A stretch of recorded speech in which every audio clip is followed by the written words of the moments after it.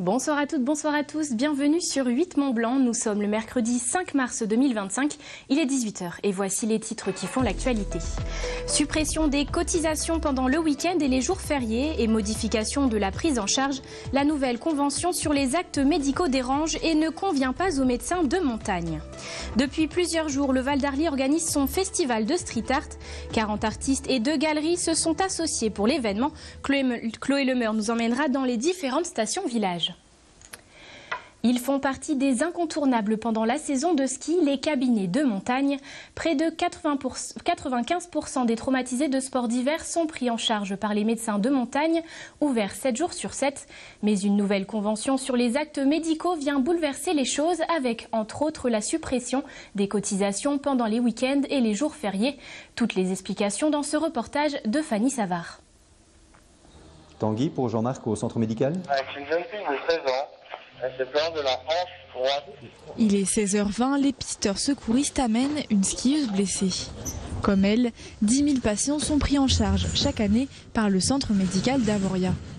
Médecins, infirmières, kinésithérapeutes ou encore manipulateurs radio.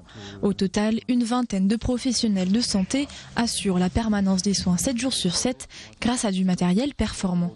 Comme vous pouvez voir, 2 équipements radio. Donc avec une salle de radiologie standard qui nous permet de faire des radiographies de tout ce qui est corps entier en fait. Et puis nous avons ici une salle également de radiographie des extrémités, en fait, donc chevilles, poignets, coudes.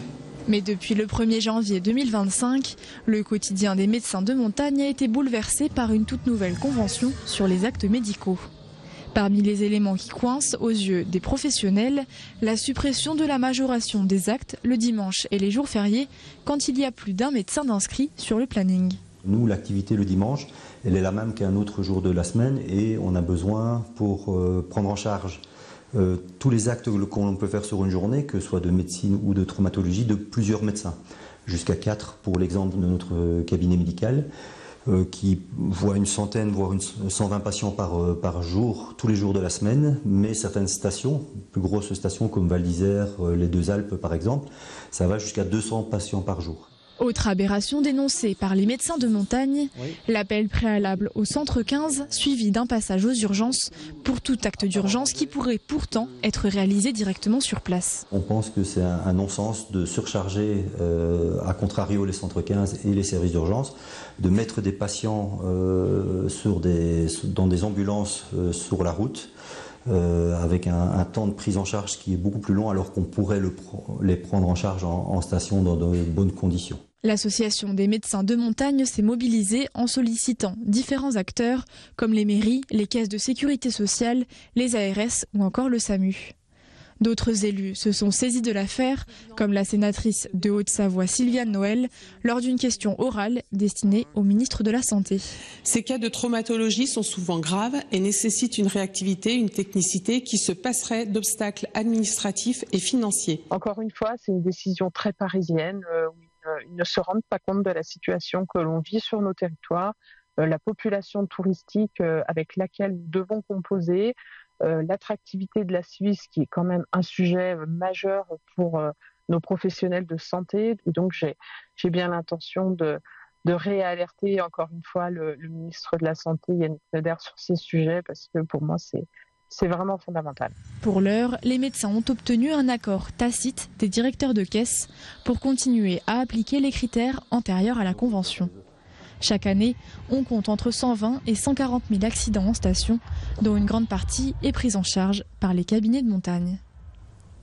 C'était il y a une semaine, la journée des Savoies était organisée mercredi dernier au Salon international de l'agriculture.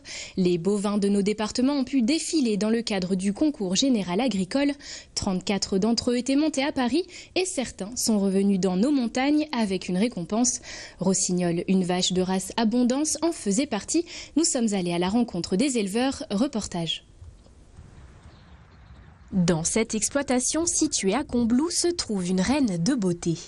Rossignol a remporté le championnat jeune de la race Abondance le 26 février dernier au Salon international de l'agriculture. C'est une très belle vache, très impressionnante en morphologie, parce qu'elle pèse 750 kg pour une race Abondance, c'est déjà pas mal.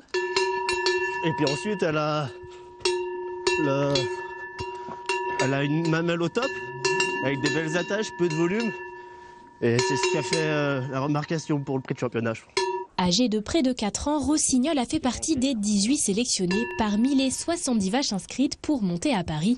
Et en plus d'obtenir le premier prix du championnat jeune, elle termine également en or dans la catégorie jeune vache en cours de 2e lactation.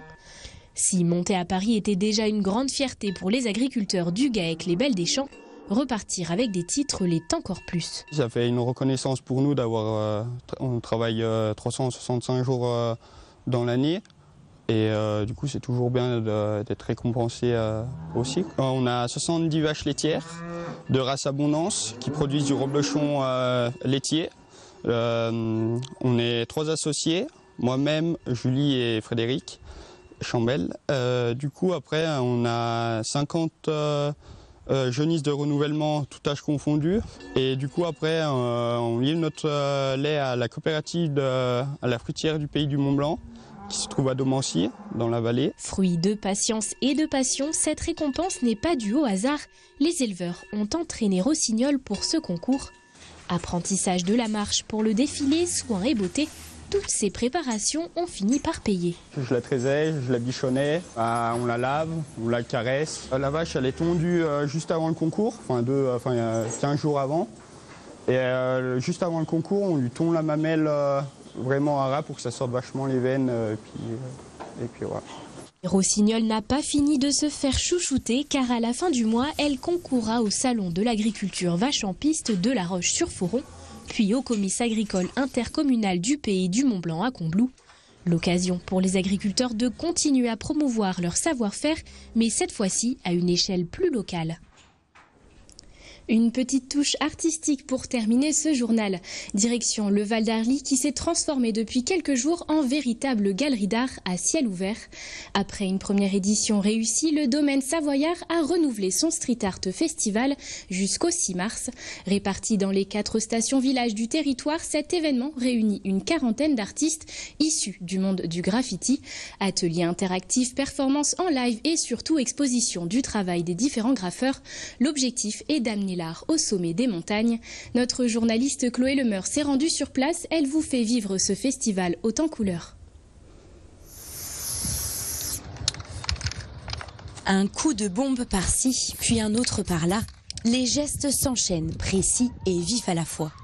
Dans quelques heures, la fresque de cet artiste donnera un tout nouveau visage à ce bâtiment situé sur le front de neige de Cohennoz. Je voulais faire quelque chose de très neutre, assez monochrome, j'aime bien. On retrouve du coup la déesse de la montagne qui est en train d'admirer sa montagne enneigée pour contraster un petit peu avec ce qu'on retrouve aujourd'hui malheureusement et ce qui nous fera un petit peu poser la question sur le paradoxe en fait, entre une montagne super enneigée et puis de l'herbe en plein mois de mars. Mais Alan Ezur n'est pas le seul graffeur à opérer dans le coin ces jours-ci.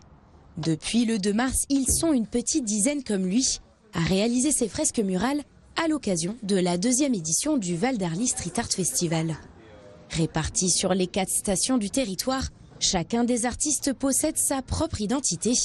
Comme ce Lausannois armé de ses bombes de peinture et de ses pinceaux. C'est la calligraphie abstraite, dans le sens où je reprends les plans et déliés traditionnels de la calligraphie latine. Et petit à petit, j'ai commencé à les utiliser pour construire du mouvement plutôt que des lettres. Et puis, ou des mots. Du coup, j'ai pris beaucoup plus de plaisir. Quand tout d'un coup, il y a un élément quelque part sur le mur qui pourrait être dérangeant pour quelqu'un qui fait une illustration ou un lettrage ou comme ça, finalement, moi, ça me permet de jouer avec tout d'un coup une porte au milieu du mur. Si le mobilier extérieur est le terrain de jeu artistique des graffeurs cette semaine, en intérieur aussi, l'art urbain est mis à l'honneur. À Notre-Dame de Bellecombe, la galerie éphémère expose les œuvres d'une dizaine d'artistes émergents ou renommés. Collage, dessin, peinture, bombe ou même acrylique, ici tous les styles et les techniques se côtoient. Exemple avec ses créations entre street et pop art et inspiré du cubisme. Ce personnage-là, il est atypique parce qu'il a une grosse bouche rouge pour l'amour et le partage, c'est la symbolique. L'alarme, elle symbolise la société actuelle, qui est un petit peu plus compliquée que dans les années précédentes. Et l'autre œil avec le clin d'œil qui dit il faut garder espoir. Je l'ai fait évoluer et je représente maintenant des célébrités qui m'ont marqué moi ou qui ont marqué leur génération. Et dans ces célébrités-là, en fait, je raconte une partie de la célébrité que je représente, donc c'est un petit hommage. Et je réincorpore à chaque fois mon œil, ma bouche et mon petit oiseau également. Un peu plus haut, à Cré-Volant, une seconde galerie fait elle plutôt la part belle aux artistes contemporains. Là aussi, une dizaine de styles se mélangent avec des œuvres parfois insolites. On est sur l'artiste Fesneau, qui est lausannois, qui travaille beaucoup sur les perspectives. Il a conçu cette œuvre pour être vu de profil, pour être mis dans un couloir. Il a travaillé sur cette idée de couloir où on ne profite pas des œuvres dans les couloirs, où il n'y a pas de recul. Donc l'idée, c'était vraiment d'aborder l'œuvre d'un côté et puis de l'autre. Donc là, sur cette œuvre-là, il faut être fan de Star Wars. Mais on a donc Anakin Skywalker d'un côté et Dark Vador de l'autre. En moyenne, ils sont une quarantaine d'artistes à partager leur art au sommet jusqu'au 6 mars. Et si les galeries ferment leurs portes ce jeudi soir, les 19 fresques monumentales habilleront, elles, les murs des stations toute l'année. Dès cet été, un parcours touristique est d'ailleurs d'ores et déjà prévu pour faire découvrir le territoire via le street art. À noter que le festival se tient jusqu'à ce jeudi. Une soirée de clôture est d'ailleurs prévue à Notre-Dame de Bellecombe. Live painting, descente au flambeau, concerts et feux d'artifice sont au programme. Voilà ce qui clôture cette édition. Merci de suivre l'information locale sur notre antenne. Tout de suite, Thierry Paulme vous attend pour un bulletin météo complet. Je vous dis à demain pour un nouveau journal. À très bientôt sur 8 Mont Blanc.